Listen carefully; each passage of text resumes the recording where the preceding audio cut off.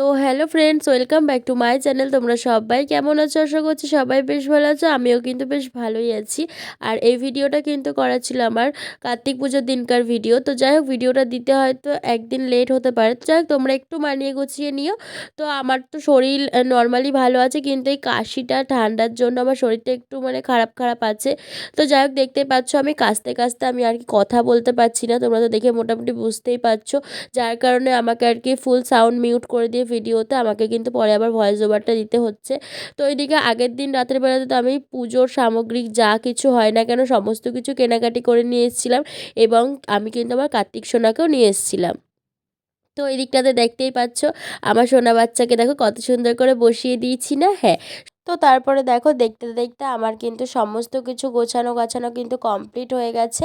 তো এবছর সেমন কিছুই করতে পারিনি, শরীরটা একদম ভালো নেই বলে যতটুকু যা পেরেছি অল্পর মধ্যেই কিন্তু এই বছর পুজোটা করলাম আমি। তো ইচ্ছে ছিল একটু ভালো করে করবার, তার মধ্যে শুভর পড়ে গেছে ডিউটি, যার কারণে ও বাড়িতে নেই।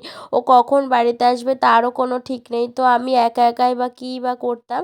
তো সেই ভেবেই আর কিন্তু কিছুই করতে পারিনি। আর ওইদিকে সোফার মধ্যে রয়েছে শুভ নতুন জামা প্যান্ট, যেহেতু ও কিন্তু উপোস করেই রয়েছে, ও কিন্তু কিছুই খায়নি, কিন্তু ও এই বছর আর অঞ্জলি দিতে পারবে না। কেননা ও ডিউটি থেকে কখন আসবে তার কোনো কিন্তু ঠিক নেই। আর তারপরে ব্রাহ্মণ তো পাওয়া যায় না, সত্যি কথা বলতে, যেটা সব পুজোতেই মোটামুটি কিন্তু হয়ে থাকে এই জিনিসটা। তো যাই হোক, তো আমাদের ব্রাহ্মণ এসেছিল কিন্তু মোটামুটি ওই 2-2:30 নাগাদ। তো অঙ্কনদা পুজো করে দিয়ে গেছিলো, আর আমরা কিন্তু অঙ্কনদাকে দিয়ে সমস্ত কিছু পুজো আর কি করাই আমাদের বাড়িতে। তো যাই হোক, এদিকে দেখতেই পাচ্ছ পুজো করতে চলে এসছে, আর আমার তো মোটামুটি সমস্ত কিছু গোছানোই ছিল। পুজো করতে এসেই বসে পড়েছে। আর এদিকে দেখতে পাচ্ছ ধুনো ধরিয়ে দিয়েছি বলে আমি না আর বসতে পারছিলাম না ওখানে, আমার না ভীষণ কষ্ট হচ্ছিল। কেননা এমনিতেই তো ঠান্ডা লেগেছে, আর তার মধ্যে ধুনোর আর কি যে একটা ধোঁয়া, তো ধোঁয়াতে আমি আর বসে থাকতে পারছিলাম না, আমার খুব কষ্ট হচ্ছিল। তো আর কি করা যাবে, দেখো দেখতে দেখতে পুজোও কিন্তু একটুখানি বাদে হয়ে যাবে। পুজো করতে আসবে গোছানো থাকলে আর কতক্ষণ পুজো করতে টাইম লাগে, তাই না বলো? তো চলো, আমি তো পুজোর সামনে বসে বসে তো পুজো করছিলাম, তো চলো তোমরা একটুখানি দেখে নাও। ईदखण्डवर्मलादिनैवेद्यम् ॐ रिद्धिदाता गङ्गनिजाय नमः ॐ रिद्धिदाता गङ्गनिजायुजम् आमीगनुमाकयवम्बोदरगजाननम् इग्ननाशकरं दीवमीरं जलनङ्गोजम् ॐ दैनिनमयीजं रजतगिरिनीवं चारुचन्द्रवदं रत्नयुमयम् ईदि गन्धं सर्वदि विभो नमः ईदि गन्धं सर्वदि विभो नमः ईदवनाजलं सर्वदि विभो नमः ॐ भगवान् वाचं रङ्गुदनं वेदजं मामि। তো এদিকটাতে দেখো পুজো করাও কিন্তু হয়ে গেছে।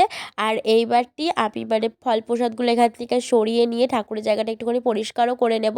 তার আগে আমি কিন্তু চেঞ্জ করে নিয়েছি, কেননা শাড়ি পরে কাজ করা যায় না তাড়াতাড়ি করে, তার জন্য আমি চেঞ্জ করে নিলাম তাড়াতাড়ি করে, যাতে তাড়াতাড়ি করে সমস্ত কাজবাজগুলো আমি সেরে নিতে পারি।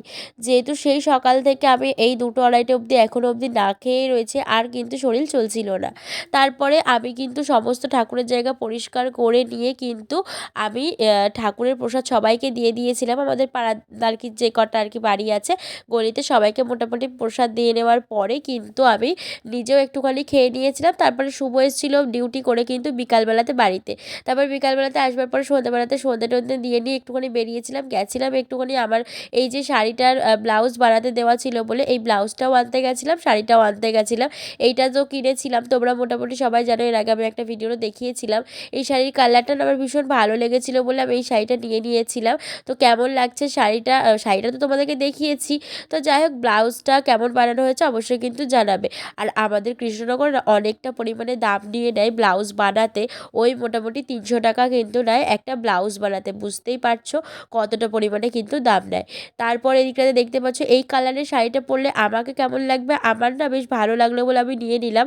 আমার ঠিক যাই হোক, আমার ভালো লেগেছে নিয়ে নিয়েছি, কিন্তু কেমন লাগবে পরে আমার কিন্তু না সাজলে পরে তো আর বোঝা যায় না যে কাকে কেমন লাগবে না লাগবে। তো যাই হোক, চলো আজকের মতন টাটা সবাইকে, দেখা হবে আবারও একটা নেক্সট কোনো ব্লগে।